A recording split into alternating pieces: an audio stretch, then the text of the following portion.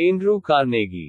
दोस्तों, हमने आपको कई बार लोगों की प्रेरणात्मक कहानियों के बारे में बताया है, और आज भी हम आपके सामने एक ऐसे शख्स की सफलता की कहानी लेकर आए हैं जो सभी के लिए प्रेरणा के पात्र है। जी हाँ, इस इंसान की कहानी सुनकर हर कोई प्रेरणा ले सकता है, और अगर आप जिंदगी में हार मान चुके हैं तो इस इंसान की कहानी आपके बहुत काम आ सकती है। ये बात लगभग 200 साल पुरानी है, जब स्कॉटलैंड के एक गरीब परिवार में एक बच्चे ने जन्म लिया था। उस बच्चे का पिता फेरी लगाकर परिवार का भरण पोषण करते थे और उसकी मां घर पर केक बनाकर सड़क के नुक्कड़ पर बैठकर बेचा करती थी। उस बच्चे को बचपन में ही ये एहसास हो चुका था कि यहाँ गरीबी में रहकर उसका विकास नहीं हो सकता है। एक दिन घर वालों को बिना बताए वह अमेरिका चला गया और वहाँ उसे एक इस्पात कंपनी में चपरासी का काम मिल गया। काम का बोझ ज्यादा नहीं था और जब घंटी बजती तभी उसे मैनेजिंग डायरेक्टर के सामने पेश होना पड़ता था और काम पूरा करके वह कार्यालय के बाहर रखे स्टूल पर बैठ जाता था। उसे अपना समय यूं बेकार होते देख अच्छा नहीं लगता था। मैनेजिंग डायरेक्टर की अलमारी से कोई किताब निकालकर वो पढ़ने लगता था और इस तरह उसका समय गुजरता था। एक दिन किसी बात को लेकर डायरेक्टरों में विवाद हो गया और कोई भी किसी निर्णय पर नहीं पहुंच पा रहा था। वह चपरासी सारी बात सुन रहा था। जब उससे रहा नहीं गया, वो अपनी जगह से उठा और अलमारी से एक पुस्तक निकालकर उस पेज को खोलकर सबके सामने मेज पर रख दिया जिसमें उस प्रश्न का उत्तर था। सभी ने एक साथ उसकी खूब तारीफ की। मिल्टन की कही बातों को दोहराते हुए उनमें से एक ने कहा कि मन की चाहत से स्वर्ग को नर्क और नर्क को स्वर्ग बनाया जा सकता है।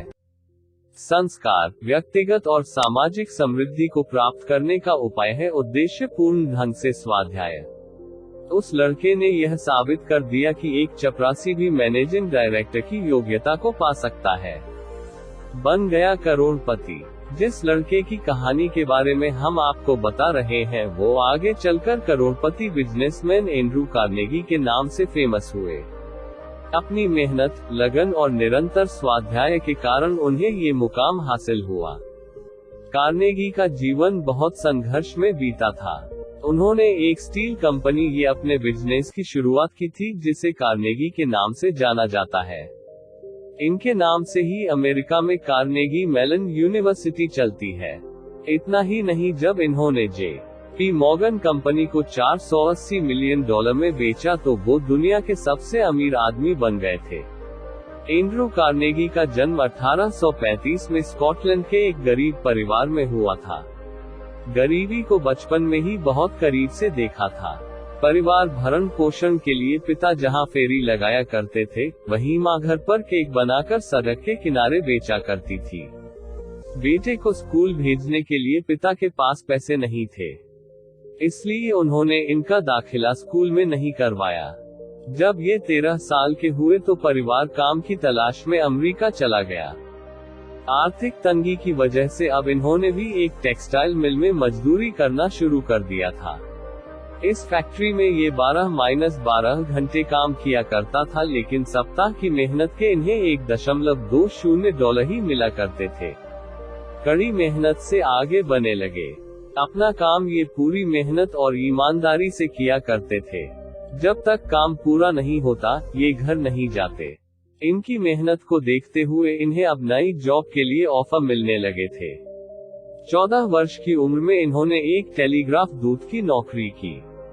अपनी मेहनत के चलते ही कुछ वर्ष में ये टेलीग्राफ ऑपरेटर का काम करने लगे थे।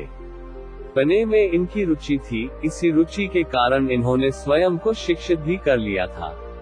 1853 पेंसिल्वेनिया रेल मार्ग में नौकरी कर ली। इन्होंने थॉमस स्कॉट के सहायक और टेलीग्राफ के रूप में काम किया, जो रेलवे के शीर्ष अधिकारियों में से एक थे। यहाँ इन्हें रेल उद्योग और व्यापार के बारे में बहुत कुछ सीखने को मिला। 3 साल बाद ही अधीक्षक के रूप में पदोन्नत मिला। फिर चढ़ते गए सफलता की सीढ़ियां। अब इन्हें आर्थिक रूप से मजबूती मिलने लगी थी। रेल मार्ग में काम करते हुए ही इन्होंने निवेश करना शुरू किया। 1865 में कीस्टोन ब्रिज कंपनी सहित अपने अन्य व्यावसायिक हितों पर ध्यान केंद्रित करने के लिए रेल मार्ग को छोड़ दिया। इन्होंने अपनी स्टील कंपनी बनाई। अगले दशक तक इनका अधिकांश समय स्टील उद्योग को ही समर्पित था। इन्होंने संयुक्त राज्य में इस्पात उत्पादन में क्रांति ला दी। 1889 तक इनका स्टील कॉरपोरेशन दुनिया में अपनी तरह का सबसे बड़ा था। आगे चलकर ये स्टील किंग के नाम से प्रसिद्ध हुए। यह व्यक्ति कोई और नहीं बल्कि उस समय के करोड़पति उद्यमी एंड्रू कार्नेगी थे। 1901 में कार्नेगी के जीवन में एक नाटकीय बदलाव आया। इन्होंने अपना व्यवसाय यूनाइटेड स्टेट्स स्टील कॉरपोरेशन को बेच दिया। इस बिक्री में इन्होंने $200 मिलियन से भी ज्यादा कमाया। 65 वर्ष की उम्र के बाद इन्होंने अपना जीवन दूसरों की मदद करने में बिताने का फैसला किया। इन्होंने पुस्तकालयों का निर्माण और दान करके कई परोपकारी कार्यों की शुरुआत की। इनके समर्थन से 2800 से भी ज्यादा पुस्तकालय खोले गए। 1919 में इस व्यक्ति ने दुनिया को अलविदा कहा। दोस्तों, इस कहानी से भी यही प्रेरणा मिलती है कि जिसने गरीबी में जन्म लिया है जरूरी नहीं कि वो गरीबी में ही मरे। इंसान अपनी किस्मत खुद लिख सकता है और उसे बदल भी सकता है, वो भी अपनी मेहनत के सहारे।